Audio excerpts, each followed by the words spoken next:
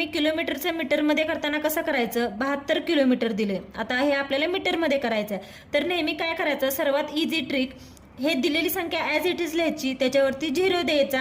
हे झालं मीटर. आता मीटर पर किलोमीटर पर आवरचा आपल्याला मीटर पर सेकंड करायचं आहे, कारण पर्यायामध्ये सेकंड दिले. मग हे जे दिले 720 किलोमीटर, सॉरी 72 किलोमीटर, त्याच्यावर एक 0 दिला म्हणजे झालं 720 मीटर. आणि नेहमी 36 सेकंड, म्हणजे हे झालं आपलं कन्व्हर्जन मीटर पर सेकंड मधलं. आणि पुढं काय दिलंय आपल्याला, ताशी 72 किलोमीटर वेगाने जाणारी एक आगगाडी 300 मीटर लांबीची आहे, तर ती आगगाडी किती वेळात एका खांबास ओलांडेल. तर थोडक्यात आपल्याला विचारले, जर 720 मीटर 36 सेकंदात, तर 300 मीटरची ओलांडायला टाइम किती लागेल, सॉरी 300 मीटरची ओलांडायला टाइम किती लागेल हे विचारले आपल्याला.